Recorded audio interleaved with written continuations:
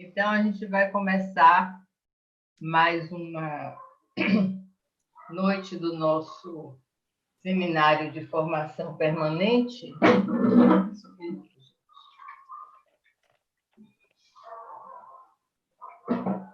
E hoje nós temos como convidada a colega Undina Machado, Rio de Janeiro, que vai falar sobre o Infamiliar, uma experiência do feminino.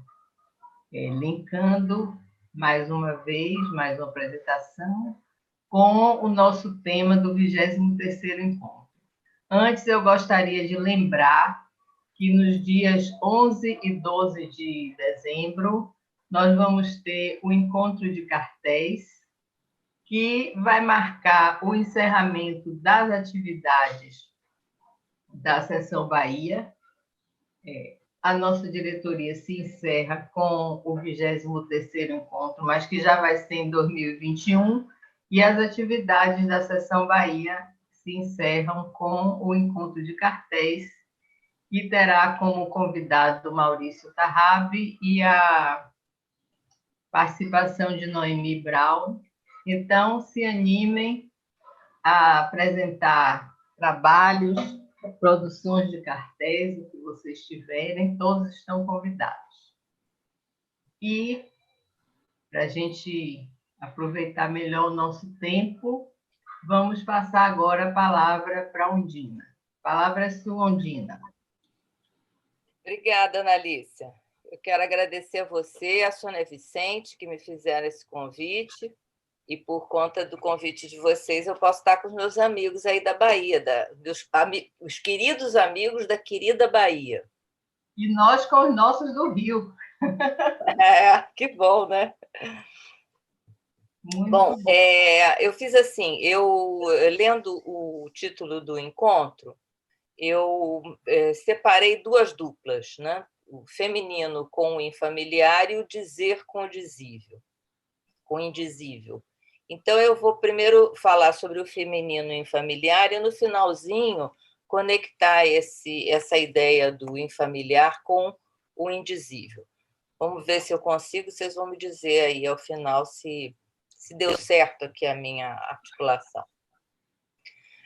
A explicação da junção do feminino com o infamiliar, ela aparece logo no início do texto do argumento, que foi escrito pela Marcela Antelo e pelo Jordan Gurgel.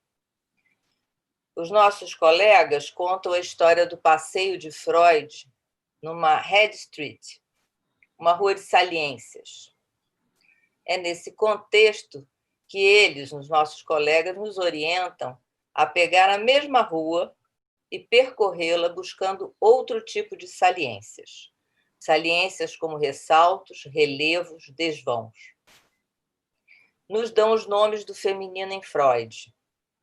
O fundo da garganta de Irma, Medusa, Louva-a-Deus, a dupla mãe puta e, por fim, a repetição, como último termo da série, que, nesse caso, não se refere a uma mulher, é o único caso. Mas que a gente pode pensar também em alguma coisa desse ponto aí opaco, que depois a gente vai falar um pouco disso.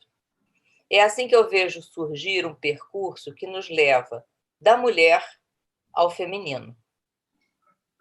Mais do que ligado à mulher, o infamiliar se liga ao feminino. Esse é o ponto que me interessa. O que do feminino está para além da mulher? O que podemos extrair da mulher para pensar o feminino e servir como um certo norte para nosso trabalho dentro da orientação lacaniana? A resposta a gente mais ou menos já tem no próprio argumento, e também de todas as leituras. Eu sei que vocês já fizeram vários encontros sobre o tema do encontro brasileiro. Então, a gente já sabe que a resposta para isso é que o gozo feminino funcionou ou está funcionando para nós a partir, inclusive, do Seminário do Miller de 2011, como paradigma para o gozo em geral. Mas eu vou tentar ir com calma para ver se a gente consegue desmembrar algumas nuances, né, desse tema e dessa articulação. Primeiro, nós temos que entender por que e como o Lacan pensou a mulher como outro. No Seminário 19, ou pior, Lacan sustenta que a relação entre os sexos é impossível e o faz em um capítulo que tem como título O que vem a ser o outro. Nas últimas páginas desse capítulo, ele reclama que não conseguiu sair do outro, não conseguiu chegar ao seu objetivo, que era falar sobre o um. Ele se justifica dizendo que, para falar do um, ele precisou antes situar o outro. Mas, ao fazer isso, ele percebeu que o outro é um entre. Esse entre não é um centro, como nós poderíamos pensar, que é o raciocínio mais comum. O centro de uma distância entre um e o outro. A gente poderia pensar que aí nesse centro tem um entre. Mas o centro entre o um e o outro, ou entre o homem e a mulher, que são os assuntos que ele está tratando para falar sobre o entre, ele não usa o entre para falar desse ponto no meio. Ele usa o entre como um deslocado do centro. Esse entre está deslocado do centro porque ele não está em referência a um espaço. E isso é interessante, porque para a psicanálise, quando a gente fala de espaço, a gente não fala do espaço como extensão. A gente trabalha muito mais com a ideia de espaço como lugar. E me parece que é isso que acontece nessa lição. Quando Lacan diz que existe o entre, né? Entre um e o outro. Esse entre, então, é definido pelo Lacan como, nessa lição, como um outro põe, um outro que se põe outro. Então, o entre é esse lugar, outro que se coloca em outro lugar, e não no centro, e não na meia distância entre um e outro. Então, é nessa condição que o outro é um entre, ou seja, ele é aquele ou aquilo que se coloca em outro lugar, em outra cena. Lacan finaliza. É curioso que, ao posicionar esse outro, o que tive para enunciar hoje diz respeito apenas à mulher. É justamente ela que nos dá, dessa figura do outro, a ilustração ao nosso alcance. Eu acho essa expressão muito importante. Primeiro fala de uma ilustração e depois diz que é uma ilustração que está ao nosso alcance. E aí ele vai finalizar essa frase dizendo que essa ilustração que está ao nosso alcance, por estar, como escreveu um poeta, entre o centro e a ausência. Entre centro e ausência. A mulher estaria entre centro e ausência. Vamos entender um pouco o que é esse lugar entre centro e ausência.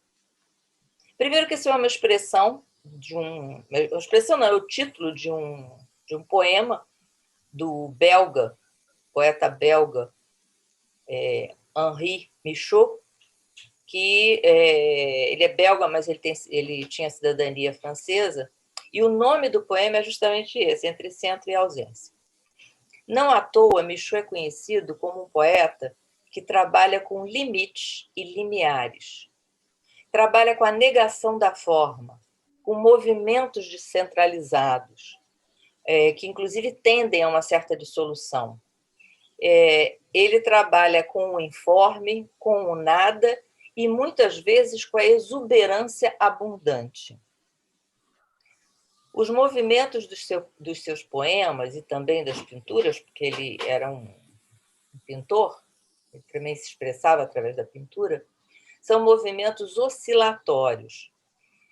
que reativam forças centrípetas e centrífugas, que trabalham nessa passagem entre a presença e a ausência, o aqui e o alhures, entre o centro e seus limiares e limites. Isso é interessante porque para a gente entender o que é o centro e qual é a relação possível entre o centro e a ausência. Ele foi muito ligado ao surrealismo, daí ao interesse do Lacan. O Lacan gostava muito, histórias que contam é que ele gostava muito dos poemas do Michaud. Ele já usou, depois a gente vai ver, ele usou no Littérature também. E, como curiosidade, o Michaud viajou pelos 4 continentes e viveu na América do Sul, viveu um bom tempo no Rio e um bom tempo em Buenos Aires, além de outros lugares que ele visitou. Então, não foi a primeira vez que Lacan citou Michaud a respeito desse poema. Ele também o fez em Littérature, quando diz que entre saber e gozo, há litoral que vira literal. Se pensarmos bem, essa concepção do entre como uma descentralização, como deslocado por fora de outro lugar, não é nova. Em Lacan, percebemos um modo original de entender a psicanálise que, de certa forma, tem a marca de uma posição subjetiva. Assim como a expressão não há, é uma expressão que está presente em muitas formulações do Lacan, o entre talvez seja a segunda expressão mais usada por ele para transmitir suas concepções e que está muito presente no nosso trabalho, na nossa transmissão, que é a ideia do entre saber e gozo, entre sonho e despertar, entre demanda e desejo, enfim. Entendemos, então, que espécie de outro é a mulher nesse momento do ensino. Ela não se confunde com o outro da linguagem, os outros significantes. Também não se confunde com o outro como corpo, nem tampouco com o outro gozo. Nesse caso, o outro que ilustra a posição descentralizada da mulher é o outro da outra cena, do estranhamento com relação a uma norma. E que norma é essa? É a norma fálica, né? O centro é a norma fálica. Entre centro e ausência é alguma coisa que está nem no centro, nem fora do espaço ali, que a gente depois vai ver que é um espaço de discurso. Retomemos, então, a frase do Lacan no Seminário 19.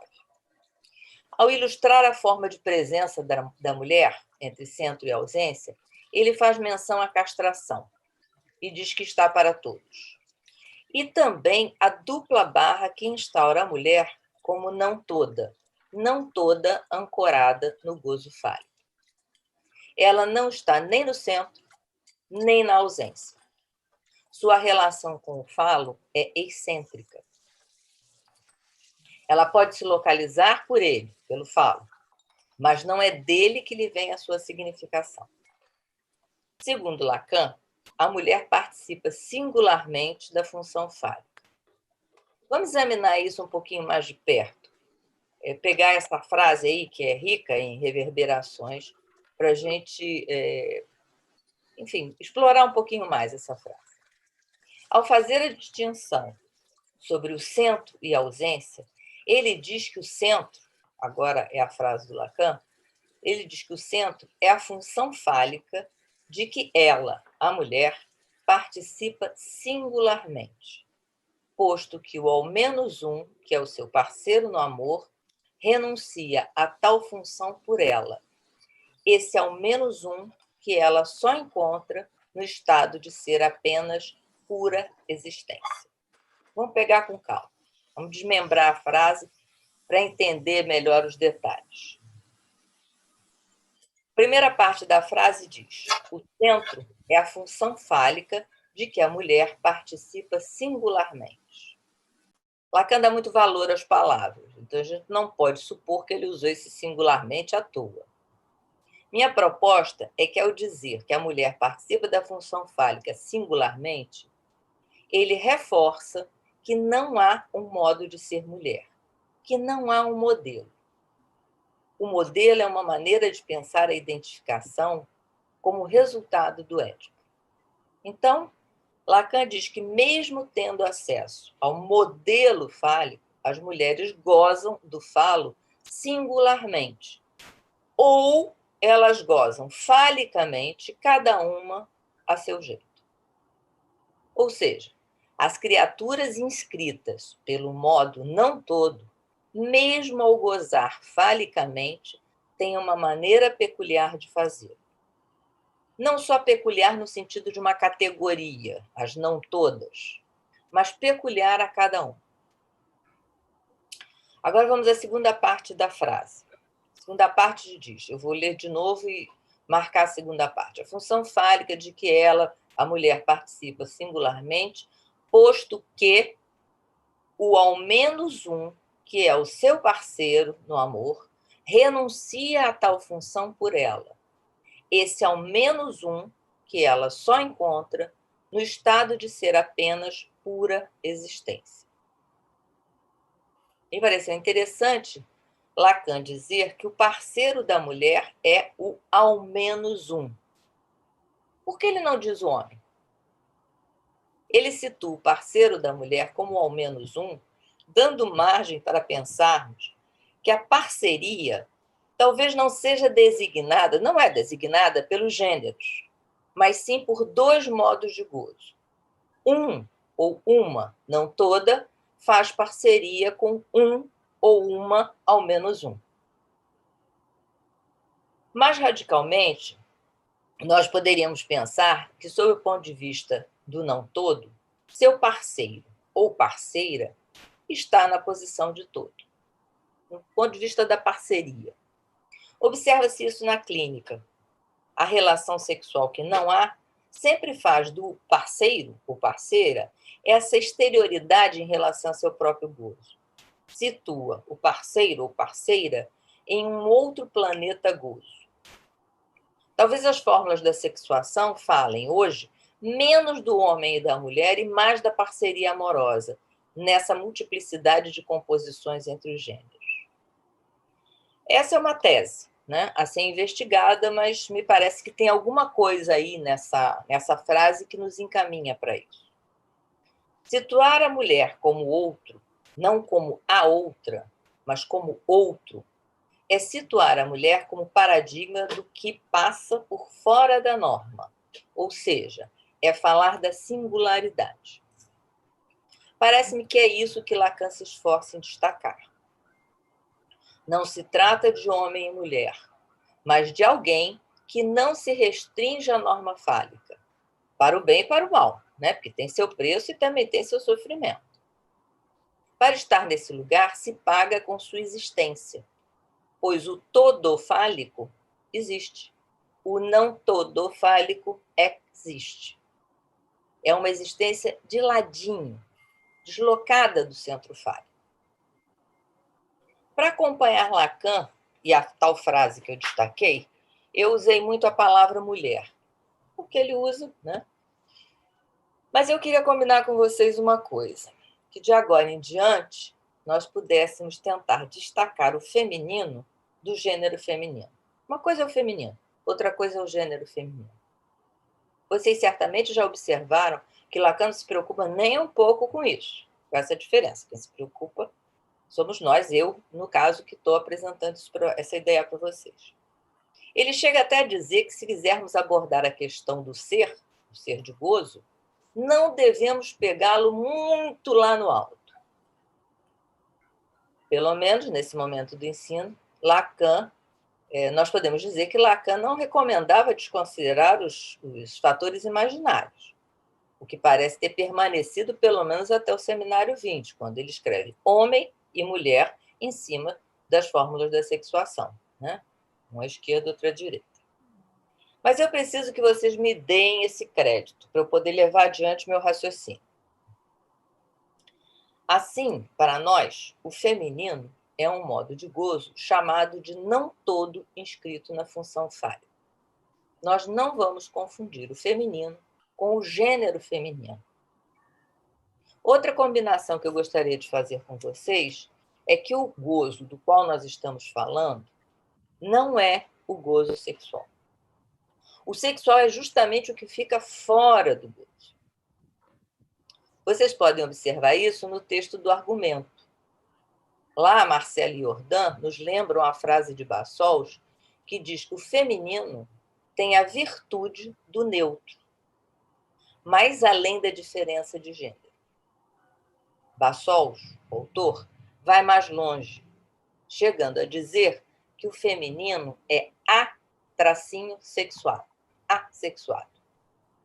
O A de assexuado é o A do objeto A, ou seja, um objeto que está fora da cadeia, portanto, fora dos gêneros. Os gêneros são efeitos de discurso. Uma criança, quando nasce, já está submetida ao discurso dos gêneros.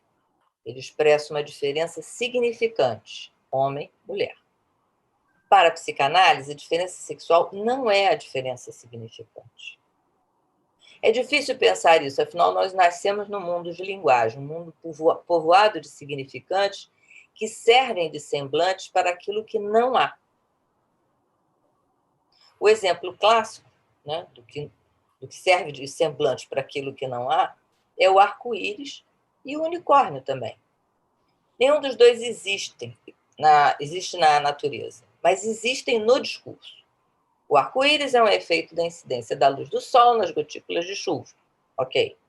Não existe de fato, é um efeito, é uma ilusão de ótica, mas o nome arco-íris faz com que o arco-íris exista. O unicórnio é a mesma coisa, um animal mitológico, apesar de ser bastante carnavalesco. Os gêneros dão nome a uma adequação à norma, ser homem ou ser mulher.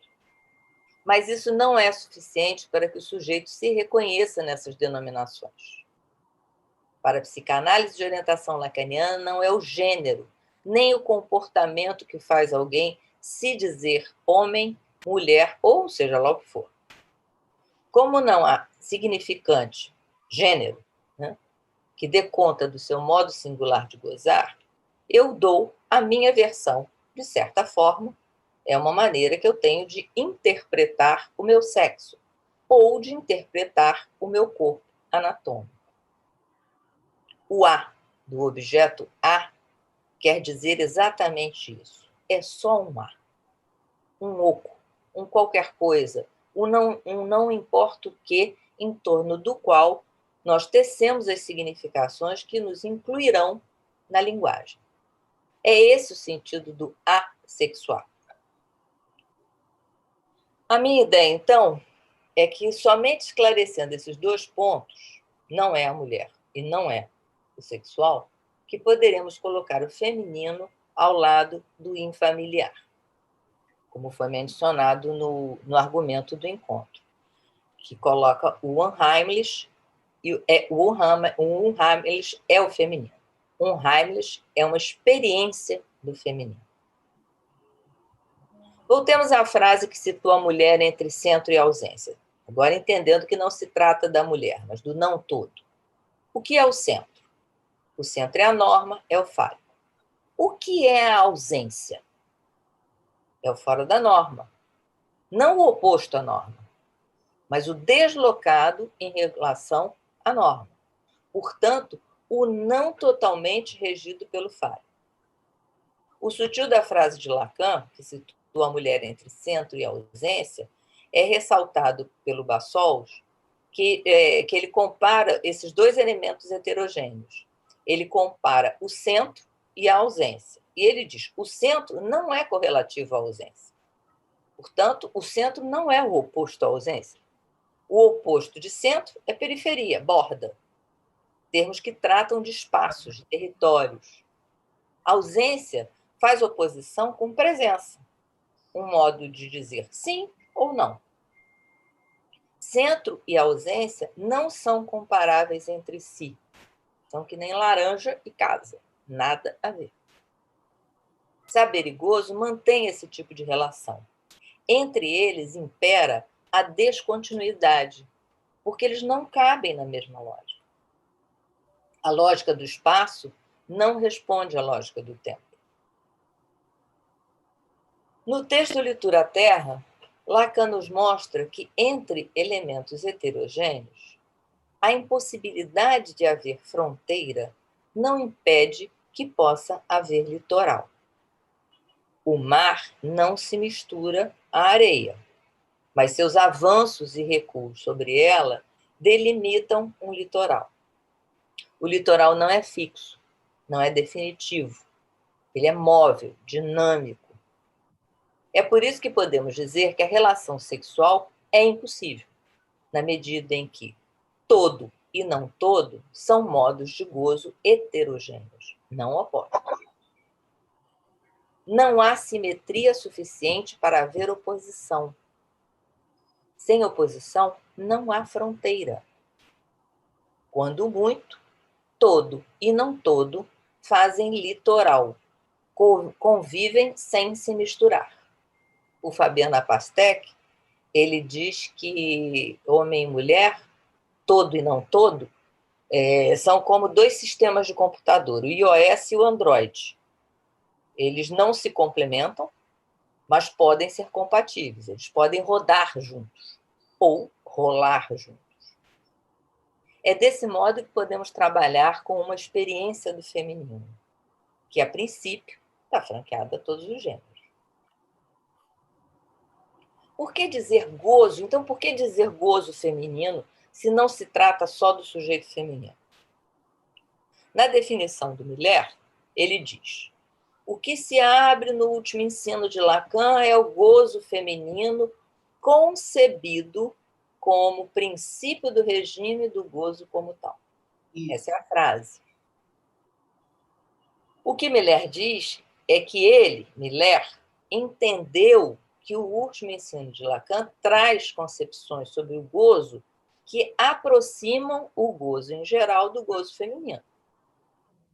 São as modificações produzidas pelo último ensino que lançam novas luzes sobre o conceito de gozo. Acompanhamos, então, a construção do Lacan. Ele foi construindo uma concepção de gozo extraída da concepção freudiana da sexualidade. Assim, havia uma maneira, para Freud, de expressar a sexualidade, do homem expressar a sua sexualidade e uma outra maneira da mulher expressar sua sexualidade. Freud pensou assim a sexualidade porque entendia que as suas origens estavam nas identificações. Para o menino se identificava com o pai para desejar as mulheres, sendo que essas eram deslocamentos da mãe. As meninas se identificavam com a mãe e buscavam no mundo homens através dos quais tivessem acesso ao pênis, na clássica concepção da inveja do pênis. Essa sexualidade redundava em um modo de gozo sexual que Freud aproximou do fetichismo, no caso dos homens, e não conseguiu ir além do filho para o caso das mulheres. Na verdade, Freud falou de 3 formas de satisfação sexual para as mulheres, todas indiretas. Ou elas recalcavam a sexualidade, ou mantinham o protesto viril, ou, por último, se satisfaziam com a maternidade, colocando o filho no lugar de falo. Falo que as complementaria. O gozo sexual feminino constituiu-se em um mistério para Freud, tal continente negro, do qual nada se sabia e que ele esperava o avanço da ciência para desvendar tal mistério. As coisas não são tão simples como eu estou pintando, tá? Vamos combinar. Mas não vou me deter nisso, porque o que quero trazer é o caminho que Lacan tomou e que permitiu a Miller fazer a afirmação de que o gozo feminino é o paradigma para todo gozo. Lacan, de certa forma, se serviu da maneira como Freud descreveu o gozo sexual para não só dizer que a relação sexual é impossível, como também para construir o que poderíamos chamar de a sua teoria do gozo. Teoria? Quando eu falo em teoria do gozo, eu tenho que apontar dois senões. Um deles, que é o primeiro, é que mesmo falando em gozo feminino como não todo e gozo masculino fálico como todo, continua valendo a ideia de que a relação sexual é impossível. Não porque os gozos feminino e masculino sejam antagônicos, mas porque não há um gozo igual ao outro. Quanto ao gozo, a singularidade é radical. E o segundo motivo, que é sempre desconfortável para a gente dizer que Lacan construiu uma teoria, que, na verdade, ele nunca fez isso. Né? Quem chama o ensino dele de teoria somos nós. Então, digamos assim, quanto à teoria que não há, né, a teoria do gozo em Lacan, ela nasce da diferença entre homem e mulher. Nós temos isso numa sequência dos seminários 11, dos seminários 18, 19 e 20. Essa sequência ajuda a gente a entender um pouco qual foi o caminho que o Lacan percorreu. No seminário 18, de um discurso que não fosse semblante, Lacan trata da relação entre homem e mulher e ele trata da relação homem-mulher, ele explora o terreno da transexualidade, ele começa, nessa época, a escrever as fórmulas da sexuação, chega, pela lógica, a dizer que a relação sexual é impossível, ele dá um bom adianto nisso no seminário 18. No seminário 19, o pior, ele retoma o tema da transexualidade, que é um clássico, falando do erro comum, avança nos termos lógicos com os quais escreverá as fórmulas da sexuação, explora a diferença entre atributo e predicado, que é muito importante para a gente entender o que é a diferença, e situa o gozo como diferença pura, o gozo do um. No seminário 20, mais ainda, ele consolida as fórmulas da sexuação e se dedica ao gozo feminino. Eu fiz apenas um voo panorâmico sobre esses seminários que eu considero decisivos para defender que todo gozo, como diz Miller, segue as características atribuídas por Lacan ao gozo feminino. Quais são essas características?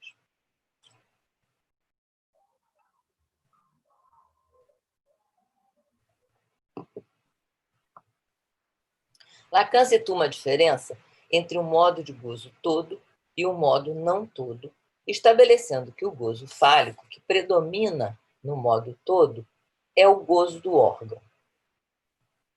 É o órgão que se constitui como obstáculo para o homem gozar do corpo da mulher. A frase do Lacan é essa: o gozo fálico é o obstáculo pelo qual o homem não chega a gozar do corpo da mulher, precisamente porque o de que ele goza é do gozo do órgão. Se o todo fálico goza do órgão, temos que considerar que é um órgão destacado do corpo.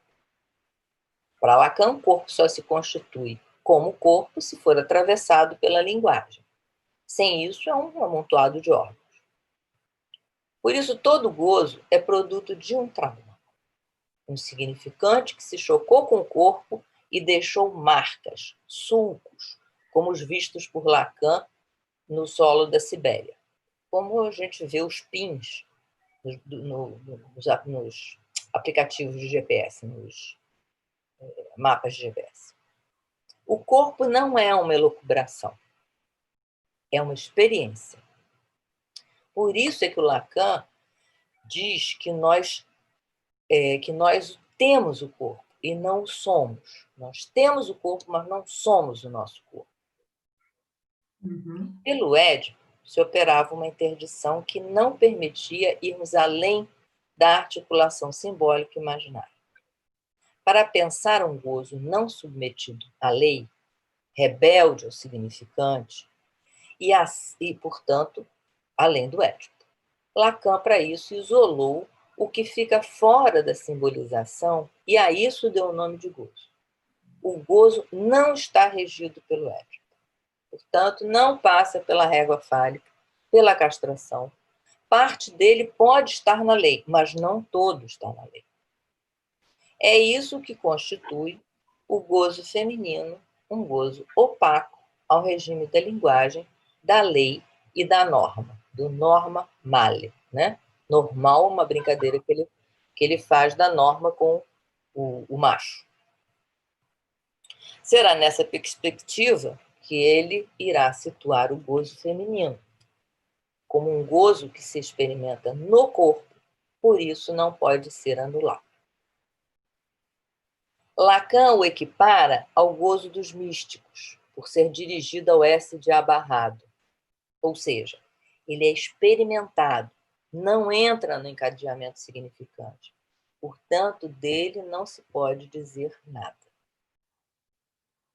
Podemos dizer que a experiência do infamiliar tem lugar quando o gozo transborda um certo ponto. Quando há uma ressaca no mar que avança além dos limites suportados, digamos, pela fantasia. A fantasia, como sabemos, dá um enquadre ao mundo. O infamiliar aparece quando esse enquadre não suporta, rebenta o enquadre. Não dá conta do acontecimento. Quando algo ou alguém aparece fora da moldura. Nesse caso, a angústia toma conta do sujeito, ou melhor, transborda o sujeito. Uma experiência desse tipo é relatada pela Graciela Brodsky no primeiro testemunho de passe dela, onde ela descreve uma alegre cena em família. Isso está se tornando um clássico, essa história da Graciela. Uma alegre cena em família que se constituiu para ela num excesso de excitação, um acontecimento inominável em seu corpo que lhe fazia chorar em meio a tanta alegria. Alegres ao voltarem de uma festa, seus pais a tomavam pelas mãos e a colocavam no alto de um armário, enquanto riam e dançavam.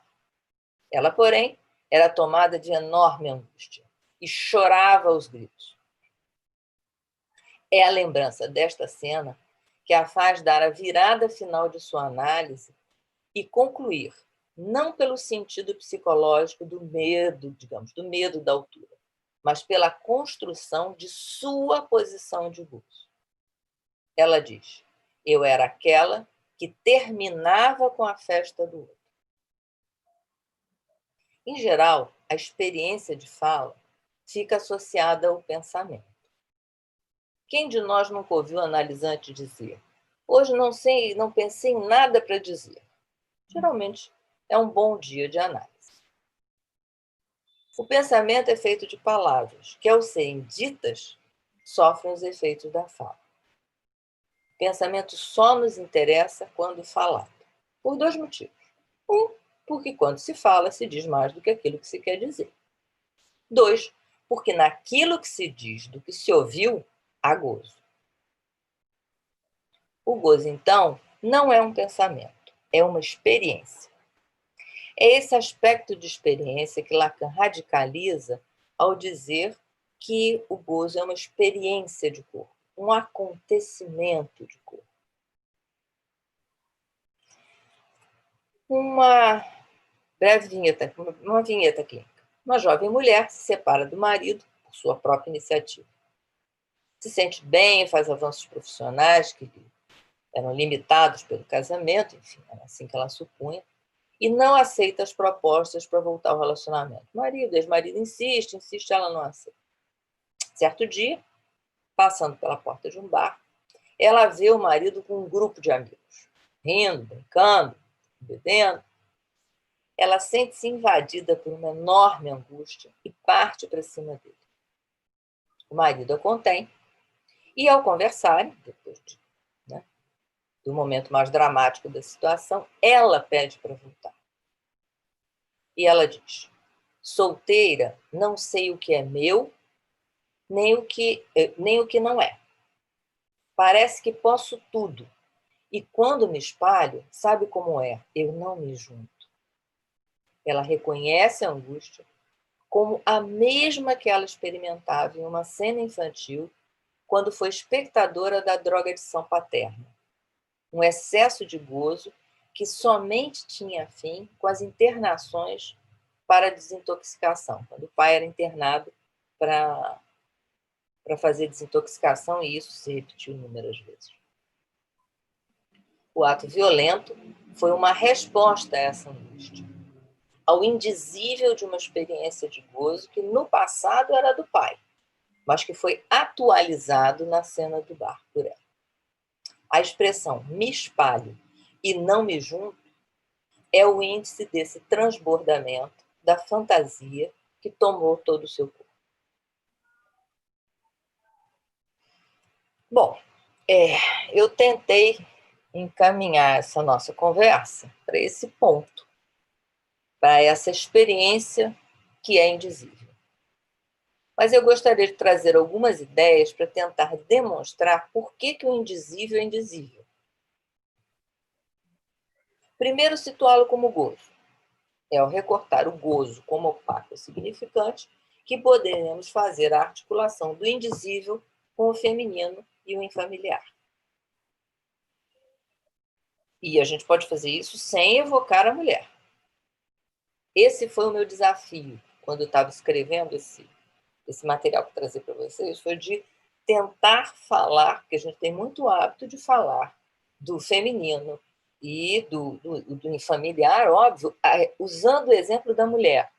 E foi toda uma disciplina para eu tentar montar esse trabalho, me centrando mais na ideia do feminino, associando ele ao infamiliar e podendo tirar algumas questões, podendo dizer o indizível, digamos assim, por essa via do feminino, pegando esse eixo do feminino.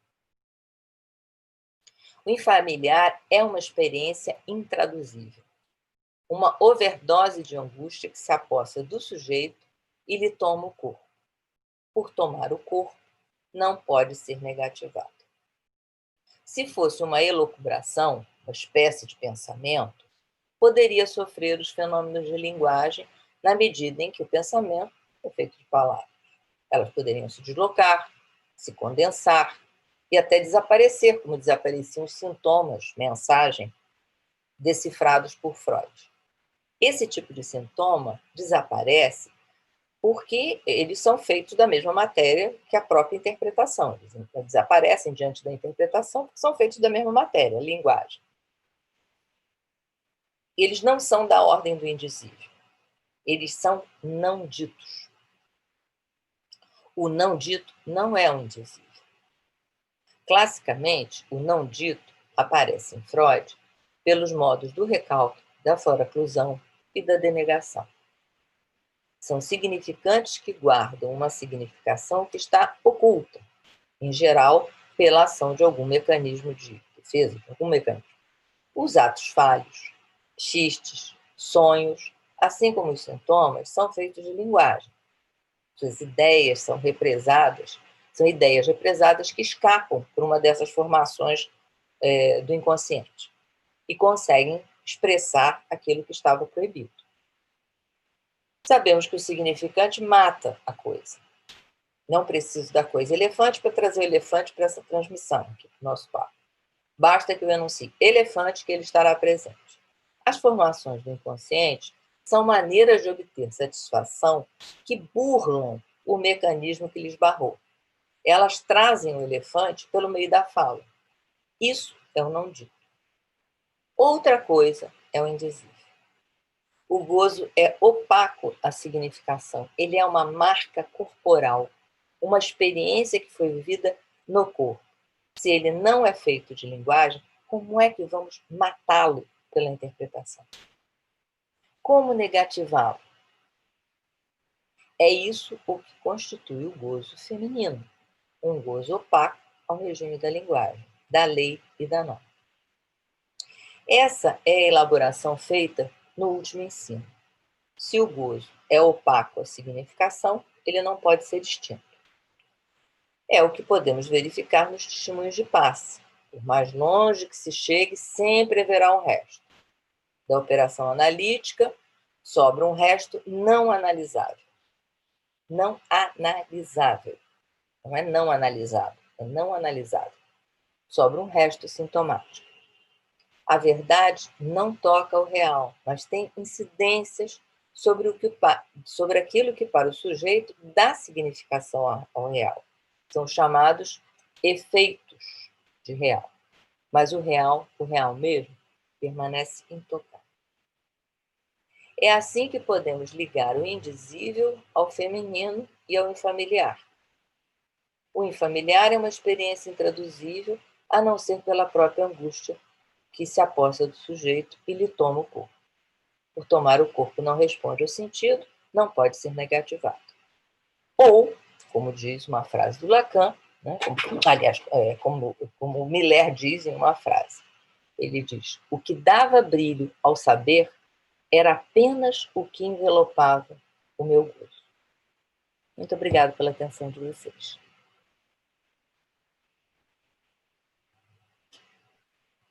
Muito obrigada a você, Ondina, pela sua pesquisa, que nos faz refletir bastante sobre o tema.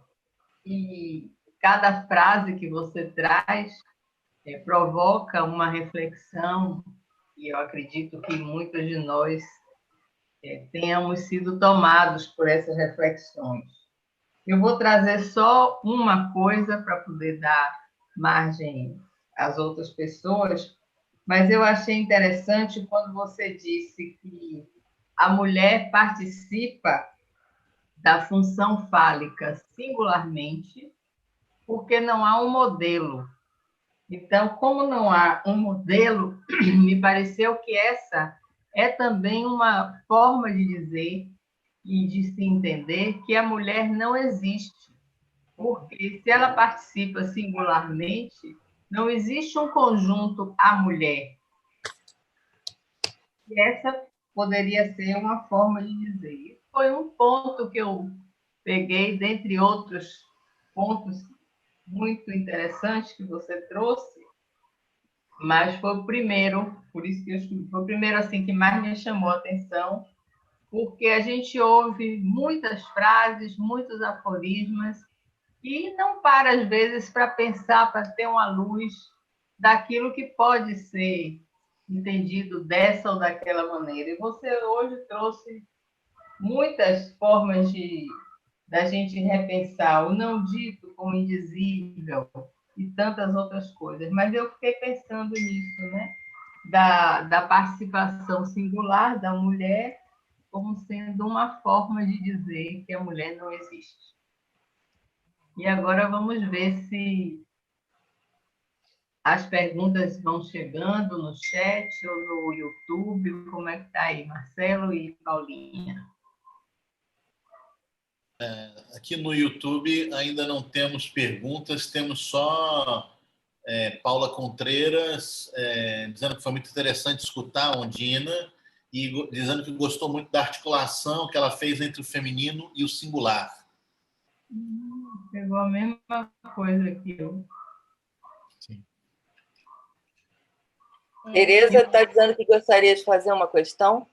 Ela falou aqui no chat que ela quer fazer uma questão e tem parabéns também de Fátima, que também quer fazer um comentário. Então, acho que Tereza e Fátima Sarmento. A Fátima Fonseca também deu um tchauzinho ali, é que acho que ela quer falar também. Não sei. Eu fico tonta com os quadradinhos. Me diga uma coisa, será que alguém podia me passar o link do YouTube para eu também ir olhando aqui os... Agora. Falou, obrigada. É isso. Então, Tereza. Muito obrigada, Ondina. É muito interessante, né, todo o seu destrinchar, né, dessas questões tão importantes. E a minha questão, eu fico sempre pensando, né, quando se fala, você me esclareceu algumas coisas com relação ao gozo feminino generalizado como o gozo como tal.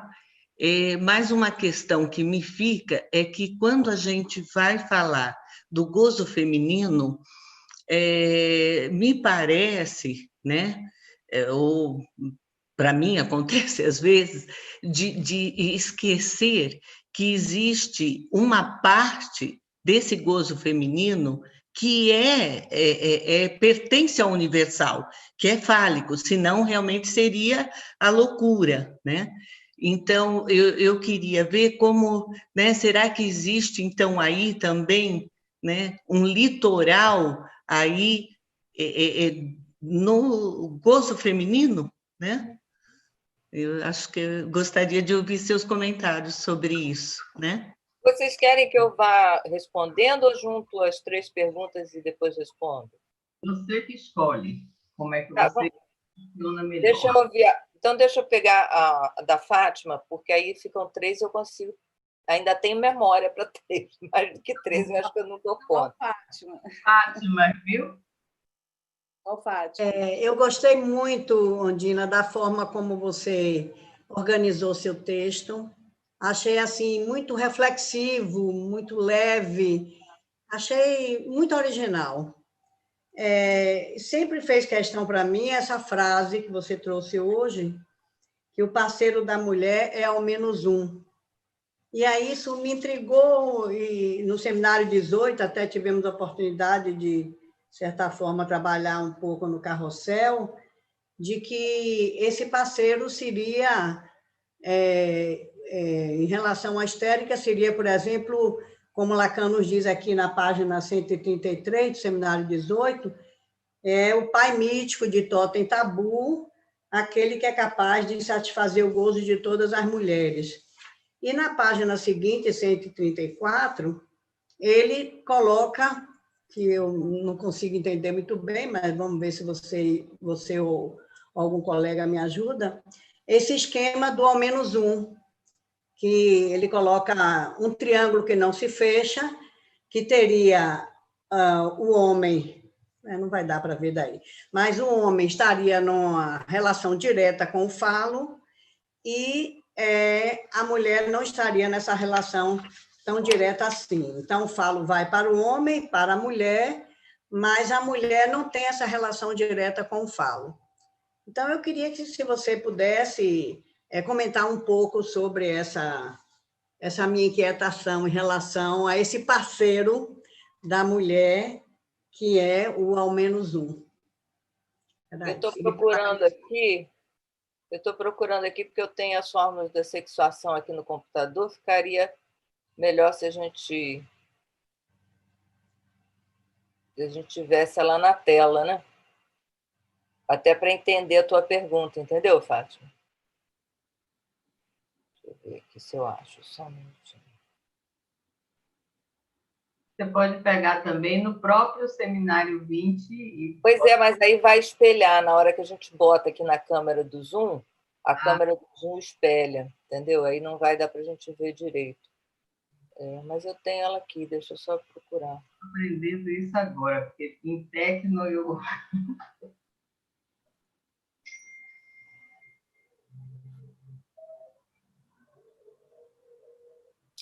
No outro dia eu usei, ela estava bem aqui na minha mão.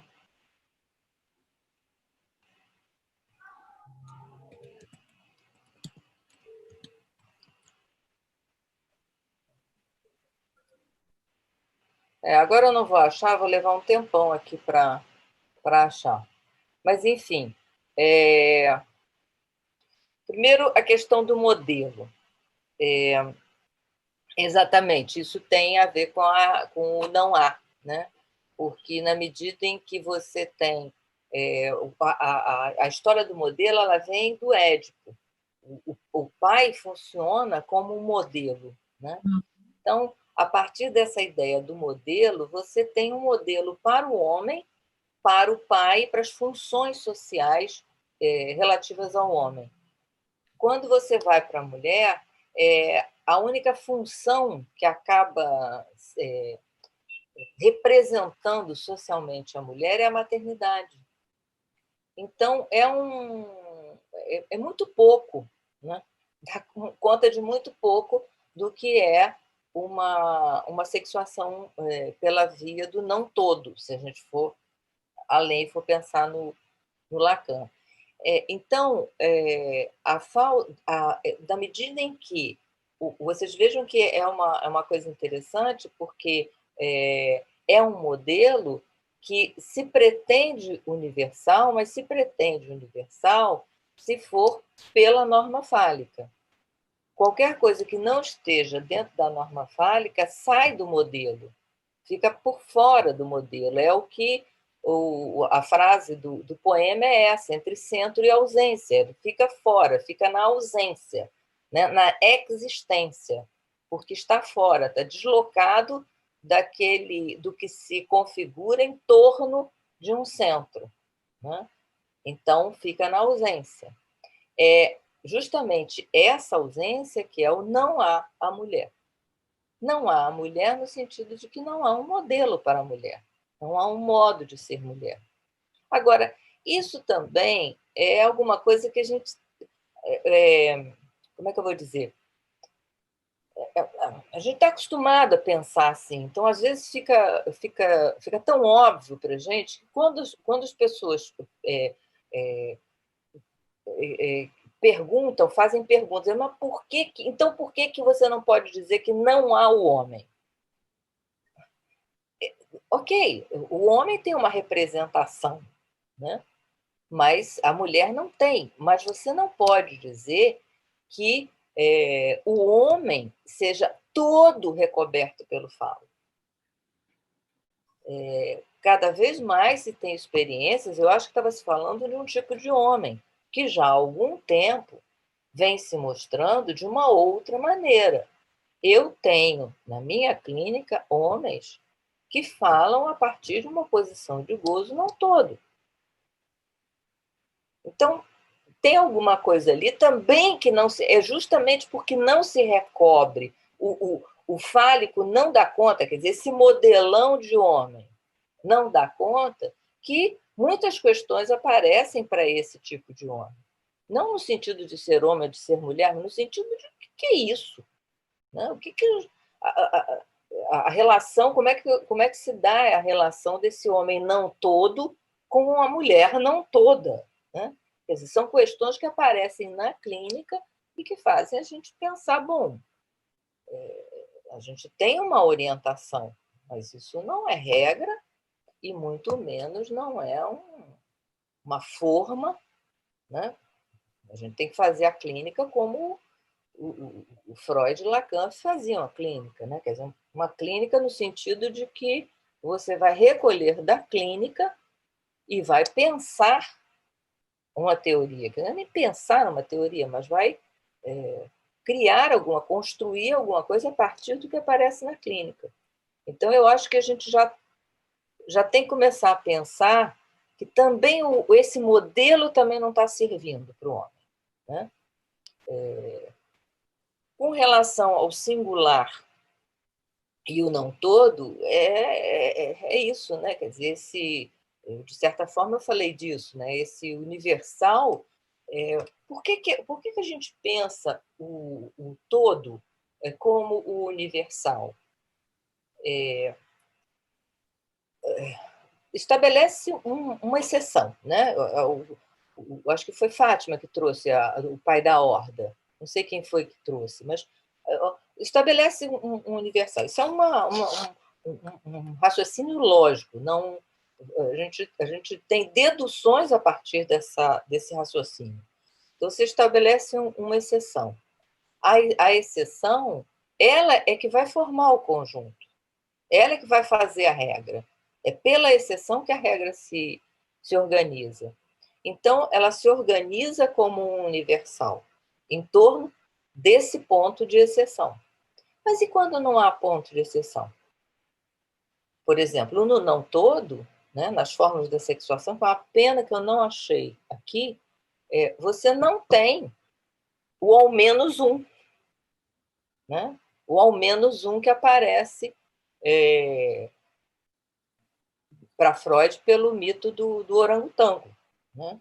Então, na medida que você não tem o ao menos um, você não tem uma exceção, não se cria um conjunto, não se cria uma homogeneidade em torno dessa exceção, não cria-se uma regra em torno desse ponto.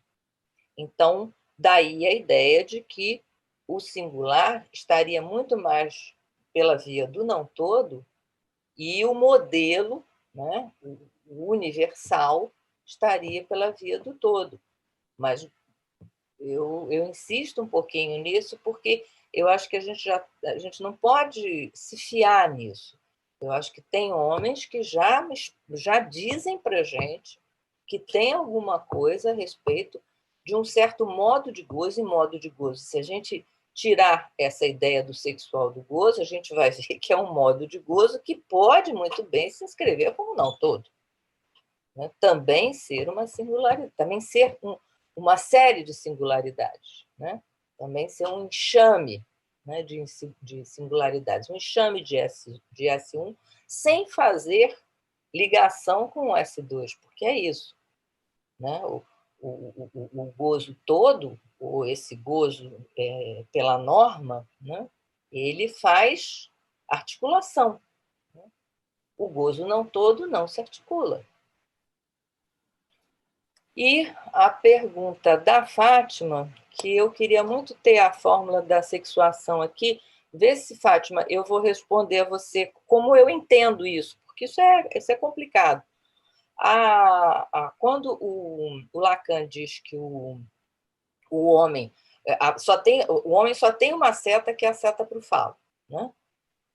Então, nessa seta, ele está totalmente recoberto pelo falo. O que ele vai morder lá do lado feminino? Ele vai morder um azinho. Ele vai pegar um pedaço do não todo, né? Do lado de lá, né? E vai fazer disso alguma coisa que o complemente. Tá? Então, essa ligação, esse objeto, ele vai se falicizar para poder servir ao homem. Estamos falando de homem e mulher aqui, porque fica mais fácil, tá? Mas isso daí a gente tem que guardar alguns cuidados, porque a gente poderia pensar em mulheres que estão dentro dessa lógica do todo, né, que falicizam também os objetos, e a gente pode pensar nesses homens que hoje em dia não são incomuns na clínica da gente, que mostram que a coisa, para eles, também não funciona só falicamente. Né?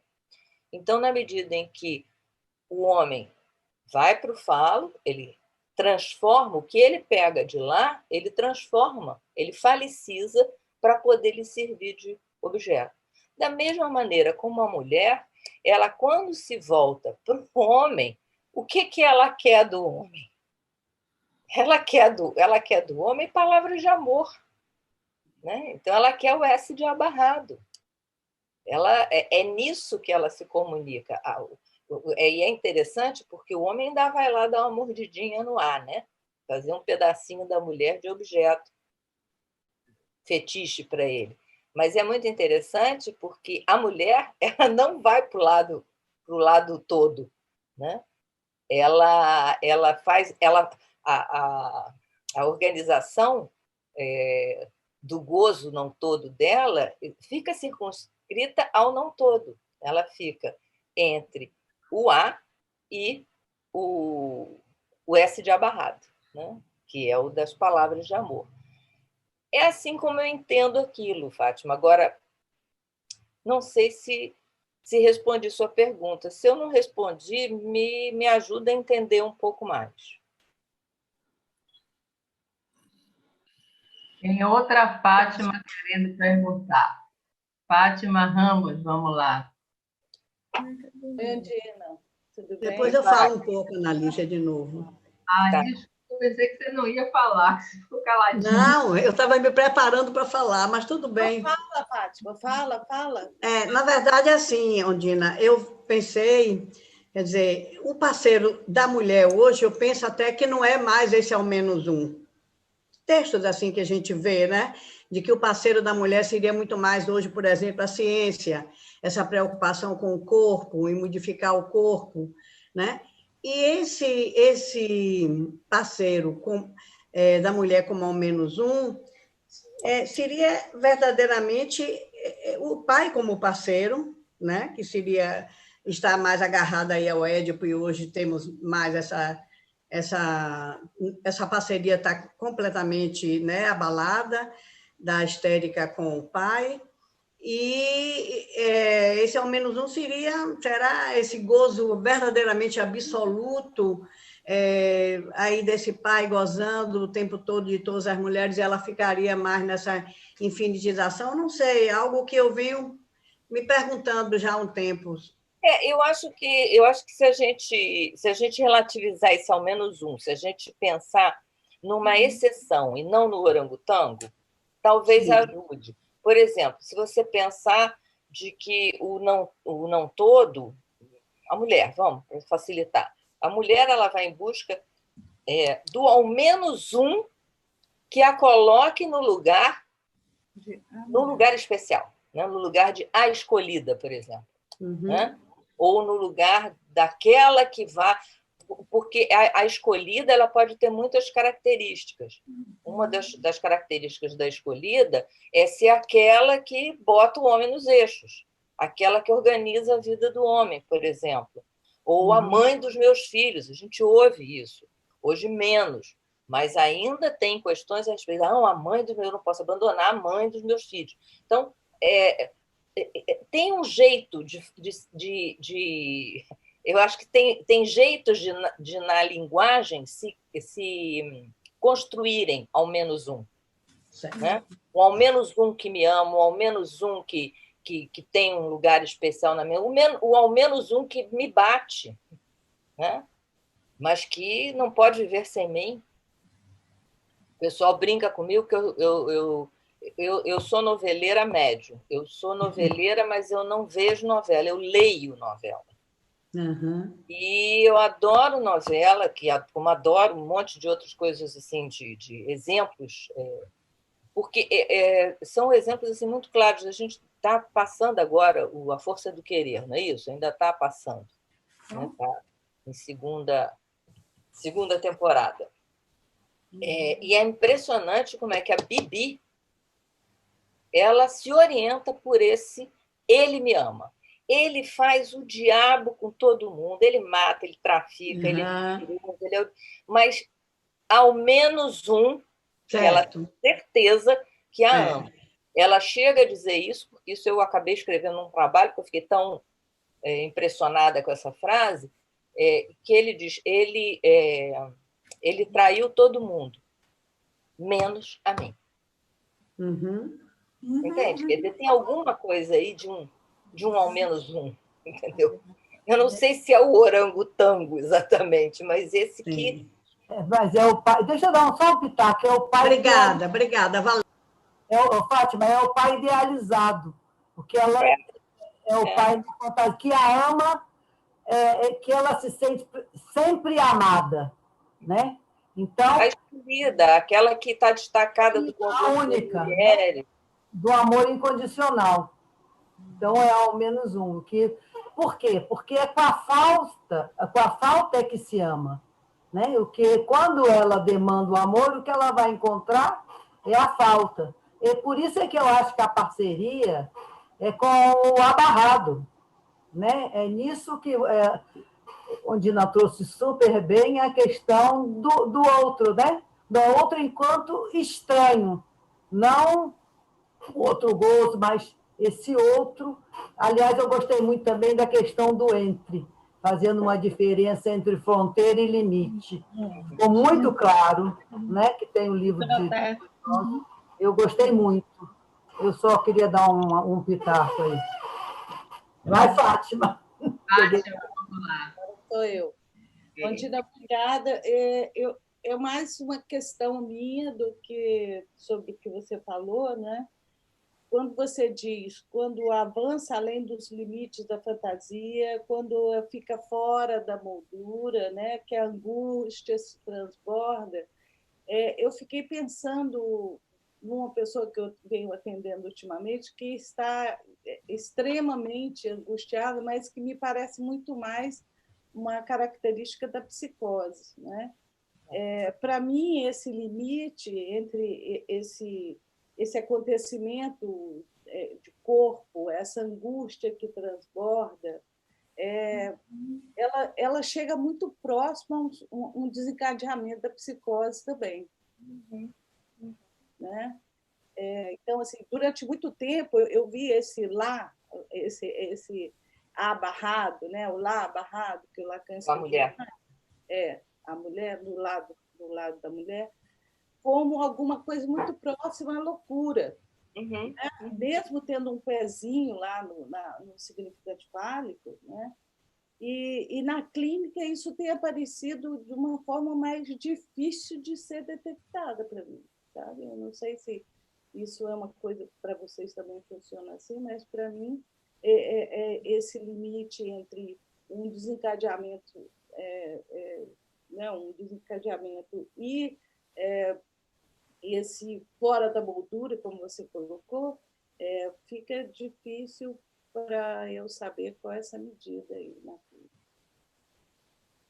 Não, eu concordo com você. A gente tem.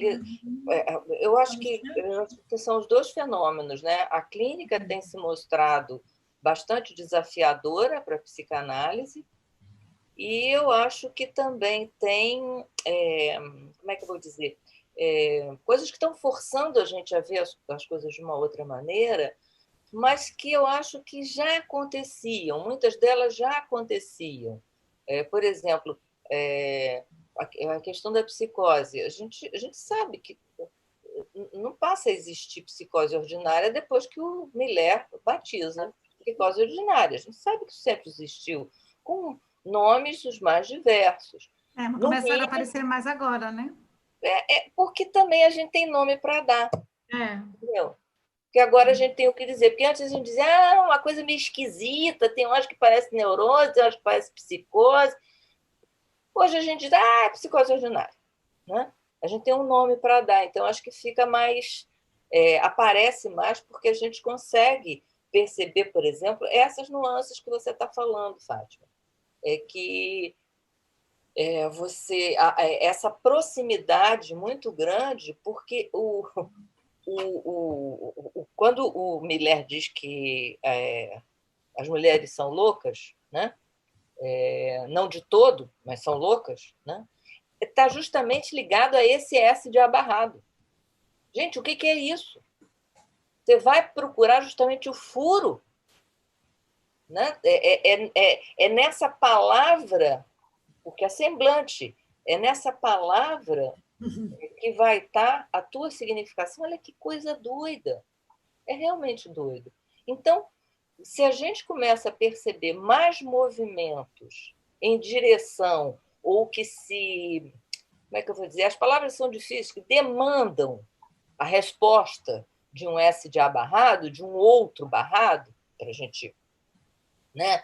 De um alguém que, por ter um furo, pode dizer: você é a minha mulher, eu te quero, porque só diz eu te quero quem tem um buraquinho ali, quem tem uma falta. Né? Então, se cada vez mais a gente vê uma quantidade maior de pessoas que estão indo nessa direção e que estão precisando, que estão...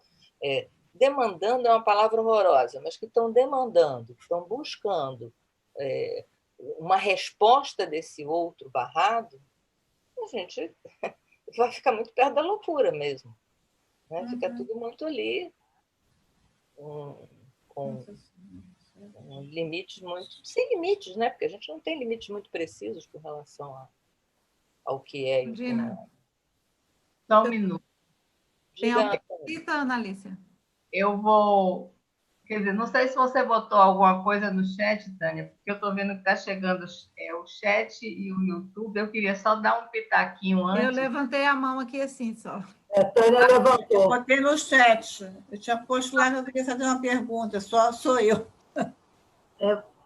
Paula, veja aí como é que... No chat... Wanda quer contar. Claro. Não. Pode falar primeiro, depois eu... Wanda, depois Tânia. Claro, Tânia, você tinha apontado aí, eu apontei depois, eu tinha posto. Fale você, depois eu falo.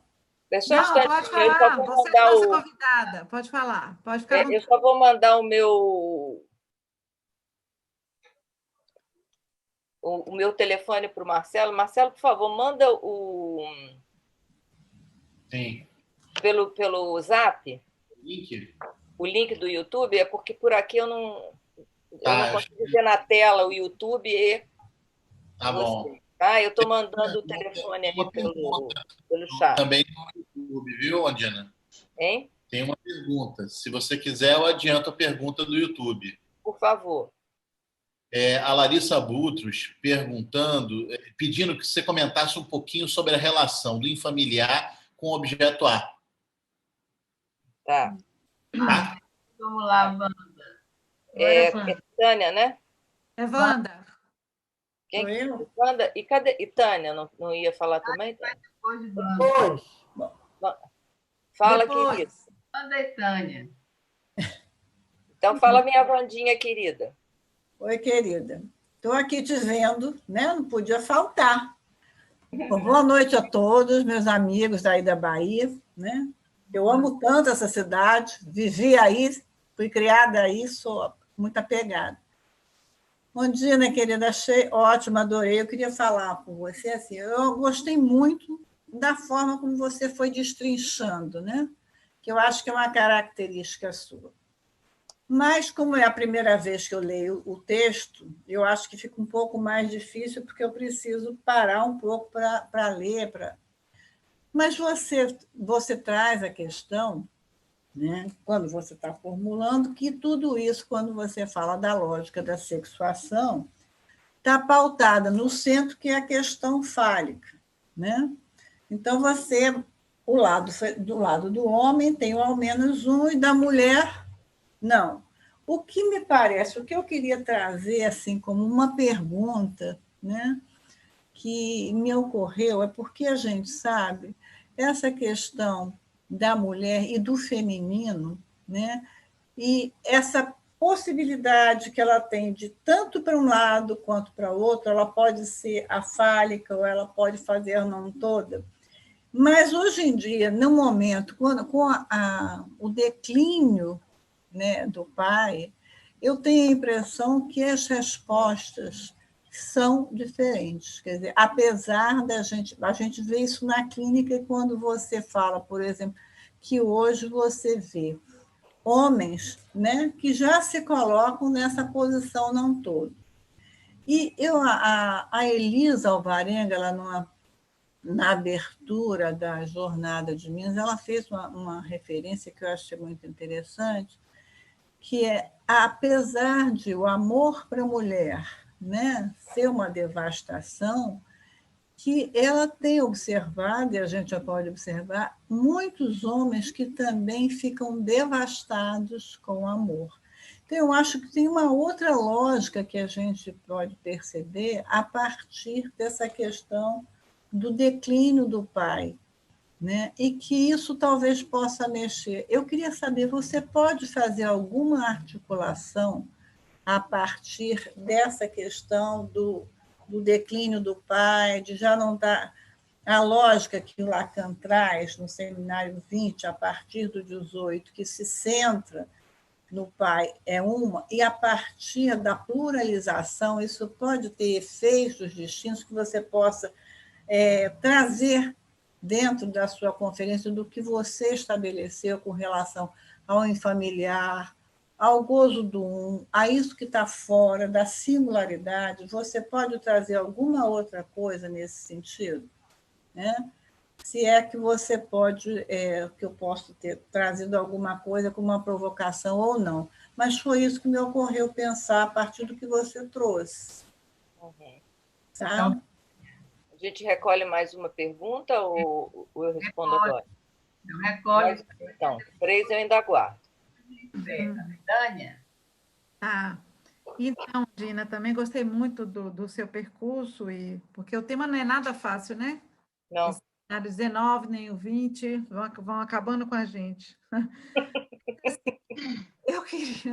O que eu queria trazer é esse exercício, né, da gente pensar o feminino a partir da clínica, deslocando um pouco, como você traz, da questão da mulher, né?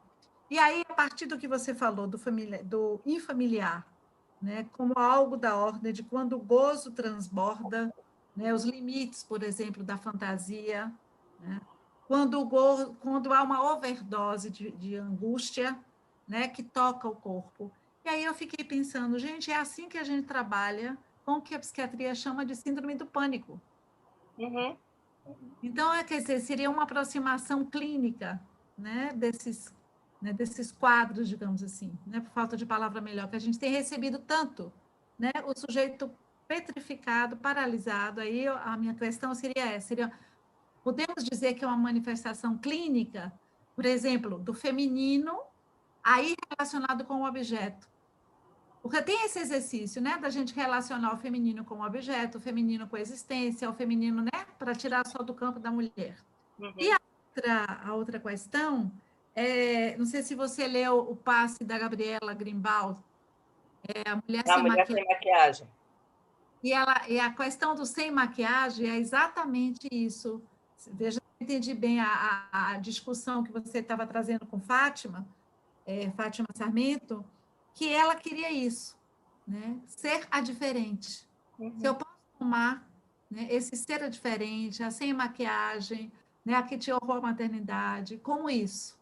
Né? Tomar o parceiro como um ao menos um. Isso. Né? Ao menos um, né? Então, são formas clínicas que eu estou tentando entender. Queria submeter... Vou voltar ao livro da Gabriela, porque essa articulação é interessante. Vou voltar ao livro dela. Ela faz o sem maquiagem como um especial, e dentro dessa ideia do ao menos um é interessante, né? E lá, Andina, lá tem uma questão que eu estou me batendo, que é a relação do feminino com a maternidade.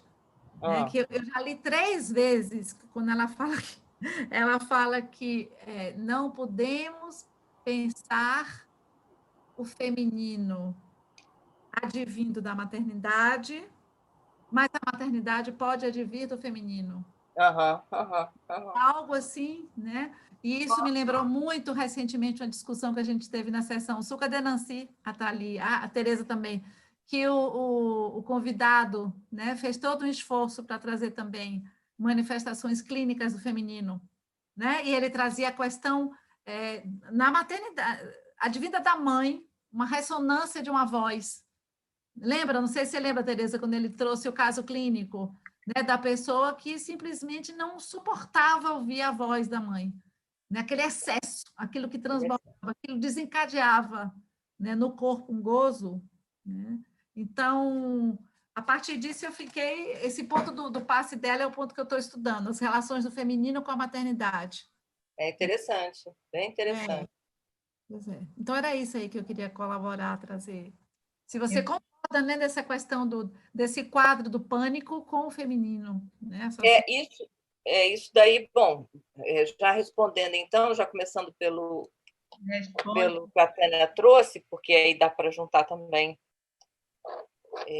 com uma parte da pergunta da Wanda, porque, sim, o que na psiquiatria se chama de síndrome do pânico são esses fenômenos da angústia que são dessa ordem do insuportável mesmo, que transbordam o corpo nesse sentido. E tanto transbordam o corpo que a síndrome do pânico é digamos, se a gente puder misturar, uma síndrome do acontecimento de corpo, entendeu? Porque é corpo, a palpitação, é aquilo que é um transbordamento mesmo. Pensa no gozo místico, né? Você vai perceber que o gozo místico ele tem um encaminhamento. Você imagina se isso não tivesse encaminhamento. Entendeu? Aquela fruição toda, aquilo tudo num corpo. É insuportável. Uma coisa que eu estou observando, principalmente em função de uma pessoa, mas não só de uma, mas que uma é gritante, é uma coisa dramática, mas tem outras que passam um pouco por aí, o quanto que nós estamos... Eu quero ver, eu quero ver quando essa pandemia acabar, quem sai e quem não sai de casa. Porque tem muita gente que não vai sair de casa. Porque está lá protegido do pânico, né? Porque não aguenta. Coisas assim impressionantes. Por exemplo, uma pessoa que recebeu uma correspondência e que o porteiro botou por debaixo da porta. Foi um escândalo, né? Foi um escândalo. Só faltava botar aquele escafandro para poder pegar a correspondência, abrir a correspondência, jogou álcool gel, aí borrou toda a correspondência. Enfim, um negócio assim, entendeu? Não é uma coisa simples, não está sendo. Tem pessoas que estão tendo muita dificuldade com isso. E, na medida em que começam essas flexibilizações, você começa a ver as teorias sobre teorias. Uma pessoa, por exemplo, testou positivo para a Covid, ficou boa, e o marido foi testar para a Covid, deu negativo, mas aí o médico aconselhou, olha, então vê aí se você tem os anticorpos, faz o sorológico, né? Faz o teste sorológico. Eu disse, não acredito. Não, porque eu não acredito. E se der que eu tenho anticorpos? Eu não acredito que com anticorpos eu me protejo. Entendeu? Então, aí vai. E por aí, as máscaras que tem que ser uma máscara super não sei o que lá. Vamos ver o que vai sair daí, né? Eu acho que a gente tem uma grande possibilidade de termos uma pandemia de síndrome do pânico, como se diz, entendeu? Síndrome do pânico usando São esse ataques, termo não nosso. Mas tem são ataques de angústia, né, Ondina? Intensíssimos. São ataques de angústia, né? Eu acredito que é diferente. Dentro de casa, você consegue uma certa amarração disso, né? Agora, quando abre a possibilidade de ir para um espaço maior, aonde alguma coisa pode acontecer, e é o tal do infamiliar, quer dizer, o objeto A vai sair da moldura, vai vir para o canto do quadro e vai ficar ali olhando para ele, né? Então, eu já escutei. Não vai ser tão simples quanto a gente está imaginando. Entendeu? Eu escutei ontem, um jovem de 20 e poucos anos dizendo isso, que saiu para resenhar, né? E ele nunca... Foi uma resenhar, 3 colegas tomar uma cervejinha, mas que ele nunca se sentiu tão estranho, como se aquilo que ele era tão familiar tivesse tão esquisito, sair de casa para resenhar com o vírus solto por aí. Jovem, 22 anos. Né? Isso entra na história na pergunta da Wanda. Quer dizer, a gente agora eu não sei o nome da outra colega que fez a pergunta sobre o infamiliar e o objeto A. Eu diria isso, eu diria que quando o objeto A aparece, né, ele está lá no cantinho, né? Quando ele aparece, quando ele se mostra aquilo que está fora, passa a estar no campo da visão, né? É aquilo que cria esse fenômeno do infamiliar. Ele não é para se mostrar, né? É como quando você... esse fenômeno aqui das telas, né? Você se ver na tela não é uma coisa simples. Tem um certo estranhamento que você, normalmente, quando você fala, você está falando para lá, né? Então, você não está se vendo, né? Às vezes, nem se ouvindo. Aí você fala para a tela, você está se vendo. Muitas vezes, você está se ouvindo, tem um retorno quando é o fone de ouvido. Enfim, isso daí também provoca esse estranhamento, esse deslocamento de um campo que antes você não se via falando. Você, quando falava, você não se via, né? Agora você fala e se vê falando. É muito doido. Isso não é uma coisa simples. A gente aguenta bem porque a gente tem lá meia dúzia de recursos, entendeu? Mas se faltar um desses recursos, é muito doido. né? Então, a minha articulação que eu faria do infamiliar com o objeto A seria isso. E com relação ao que a Wanda estava falando, declínio do pai, claro, né? Se a gente pensar nesse fenômeno eu diria de muitas maneiras, o declínio do pai, o declínio da autoridade, o simbólico não dando conta de tudo, enfim, o outro como não localizável, né? Porque a questão não é um outro autoritário, né? Todo mundo sabe quem é Bolsonaro, ninguém tem dúvida a respeito disso. Agora, quando ele vira presidente, aí realmente causa um estranhamento, né? Porque aí alguma coisa ali se deslocou, né? Então, a questão, às vezes, não é exatamente quando a gente diz o declínio do pai, o outro que não existe, não é bem que o outro não exista. O outro ele pode estar em qualquer lugar, ele está deslocalizado, né? Você não tem... Quando você tem um ponto de referência, você pode dizer, eu estou a 100 metros, eu estou a 200 metros, eu estou... Né? Você se localiza mesmo não estando no ponto. Agora, e quando você não tem uma referência? Né? Então, o declínio do pai, eu diria, dessas diferentes maneiras. E uma das maneiras seria a própria pluralização. Né? A pluralização do nome do pai, quer dizer, a pluralização de uma figura que encerre, ou que amarre, ou que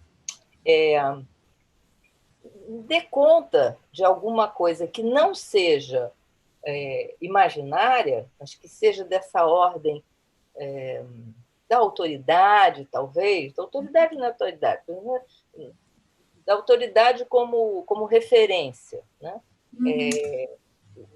Quando ela se pluraliza, já desloca, já tem essa deslocalização, né?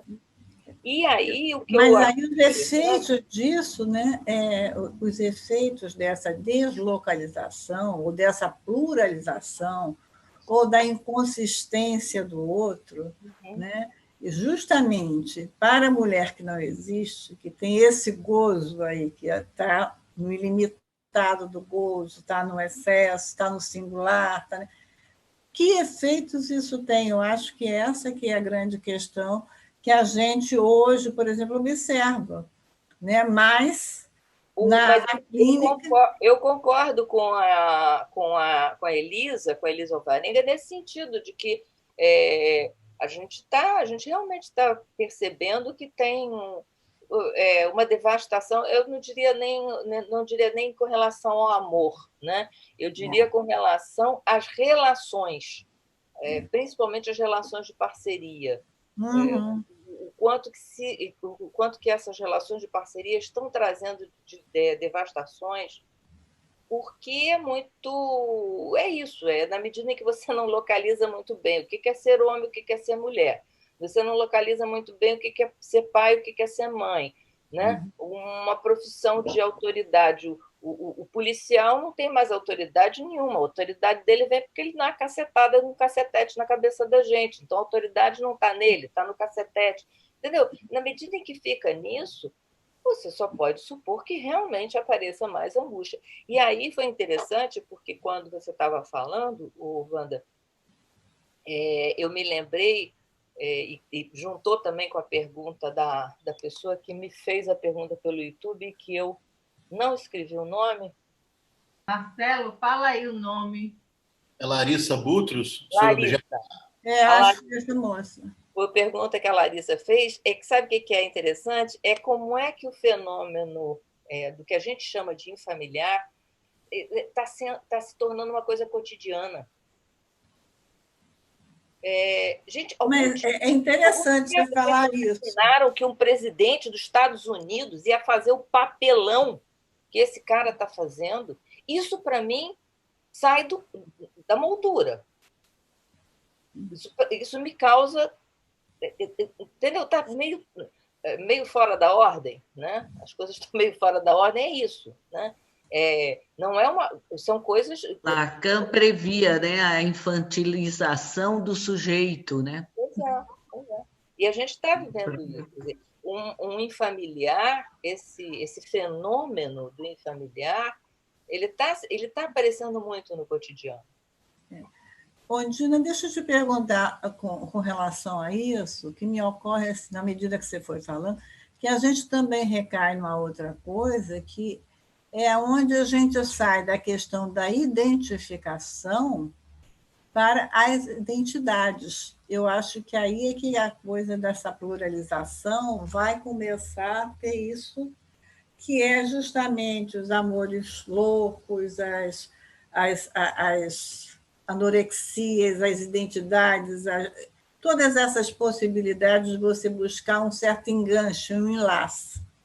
E aí eu acho que isso tem efeitos, né? Nisso que a gente está falando, dessa lógica porque é o gozo, é o mais singular, porque aí entra para todos. Eu acho que aí faz tem um outro desfecho, né? Porque a gente está falando aqui, você fala da singularidade da mulher, desse gozo do um, mas eu acho que no momento que a gente vive, a gente se depara com isso que a Elisa falou, e com essa questão que traz aí alguns arranjos que a gente, às vezes, se surpreende. Vão sendo arranjos. Você percebe? Esse assunto da identificação e da identidade é um... Depois que você responder... É um queridinho meu. Hein? Depois que você responder, a gente vai precisar encerrar, porque a gente já passou da hora de tão bom. Então tá. Não, mas assim, é um queridinho meu, depois eu falo um pouco mais, porque, veja só, a identificação ela não existe.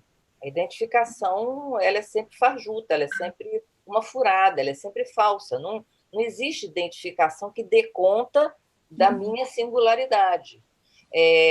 Isso daí é uma coisa. Dentro das identificações, a gente tem um modo de identificação que se chama identidade. A identidade, ela, ao mesmo tempo que ela amarra a pessoa, por exemplo, os negros. Então, você vai... eu faço análise de negro. Não, você não faz análise de negro, você faz análise de sujeitos, que trarão, certamente, questões a respeito dos preconceitos que sofrem. Tá? Isso é uma coisa. Então, não, essa identidade ela não serve para muita coisa, mas ela serve e muito. A gente não pode sair fora disso, a gente não pode esquecer que a identidade é fundamental para uma pessoa se instaurar politicamente. Você, para fazer políticas públicas, você tem que trabalhar com a ideia de identidade. A mulher, para correr atrás do feminicídio, ela teve que se organizar por uma forma identitária. Então, a gente não pode esquecer disso, a gente não pode abrir mão disso. Na Latusa, que está saindo agora aqui na Jornada São Rio, nessa Latusa que está saindo agora, tem um artigo em que eu falo da sororidade, e eu trabalho justamente a questão da identidade, o quanto que a identidade é importante, ela pode não dar conta, como a identificação também não dava. Né? Mas ela organiza, ela sustenta um social, um sujeito político, e que é fundamental. Eu não estou dizendo que não é, eu só digo que é uma outra forma. É uma outra forma. É uma outra forma, porque ela sustenta, você pode, a partir dela, aí eu entendo, você pode ter aí uma inserção política. Não é? Assim, é super importante. Mas aí eu já acho que abre muita coisa e o tempo está escasso. Já gastamos muito tempo. Olha, mas foi muito bom, porque essa foi a primeira vez em todos os seminários que a gente tem feito que a gente ultrapassou o tempo. O que é bom, não estou vendo como negativo. Eu falo muito, né? Não é que você fale muito, você fala muitas coisas importantes, interessantes, e suscitou muita conversa. Foi nesse sentido que eu estou falando, no sentido que bom, que bom. positivo. Né? A Nancy também queria fazer uma pergunta, mas aí a gente depois se Vocês... Dá para fazer só uma observação, Analícia? Deixa a Nancy fazer a pergunta. Só uma observação. Que ninguém aguenta. Você colocou, Ondina, o indizível, o feminino e o infamiliar num campo comum, que é o da experiência, né? Que você sublinhou fortemente, aí a questão da experiência e uma experiência que toca o corpo, né? Mas eu vejo eu não consigo localizar o feminino, o infamiliar, como algo da ordem do feminino exatamente. Me parece que o infamiliar, ele é uma experiência carregada de significação, né? Carregada de significação no sentido de que produz um forte sentimento de horror. Não é um acontecimento invasivo, é um acontecimento muito pontual. Eu acho que há um reconhecimento aí, sabe? A experiência do infamiliar me parece da ordem de um reconhecimento. Então, eu queria que você falasse, talvez, né, estabelecesse aí algum comentário em relação. Eu acho que é uma diferença bastante importante e também foi uma forma de você sair do familiar no território da mulher também, né? Isso também me chamou um pouco a atenção. O infamiliar, por exemplo, tem uma experiência do infamiliar que também é clássica e que corrobora isso que você está dizendo, Nancy. É aquela de você estar andando no shopping e olhar para o espelho, né? Aquela parede espelhada, você olha para o espelho e você se vê. Aquilo produz um estranhamento. É uma experiência. Não, é difícil de você traduzir aquilo em palavras. Pô, mas eu me vi, eu me conheço, eu me vejo no espelho. Como é que aqui eu me vi? Por quê? Porque o enquadre mudou. O entorno, o contexto mudou. Durante um certo tempo, eu morei em 2 cidades, aqui no Rio e numa cidade serrana aqui perto. Eu encontrava as pessoas dessa cidade serrana no Rio Sul, por exemplo, eu não conhecia as pessoas. As pessoas ficavam danadas comigo. Mas como que você não... Olha aqui, aqui, eu estou falando com você. Aí eu tinha que me recompor para saber. Por quê? Porque o fundo muda. Então, tem um... O estranhamento, eu considero uma experiência, e eu acho que o Freud fala como uma experiência, pelo menos eu leio como uma experiência, nesse sentido de que é uma coisa que você não traduz muito em palavras, mas que você tem uma vivência daquela experiência, isso, você vive aquilo. Você vive, você não consegue... Mas o fato mesmo de ser intraduzível já mostra que há uma ordem da palavra e da significação que comporta o infamiliar. Eu ainda não tinha pensado por aí, não, Nancy. Depois até a gente pode conversar, você me explicar melhor. Eu penso mais como na perspectiva do intraduzível. Não saberia dizer o que acontece, por exemplo, essa experiência do espelho. Entendeu? Tem alguma coisa ali que acontece que não... Enfim. Okay. Bom, que bom que foi bom para vocês, para mim também foi muito bom, então estamos empatados. Um beijo para vocês, muito obrigado pelo convite, adorei, e enfim. Nossa, até a próxima. Um beijo, valeu. Muito obrigada. Tchau. Boa noite. Tchau, gente. Obrigado, boa noite para todos.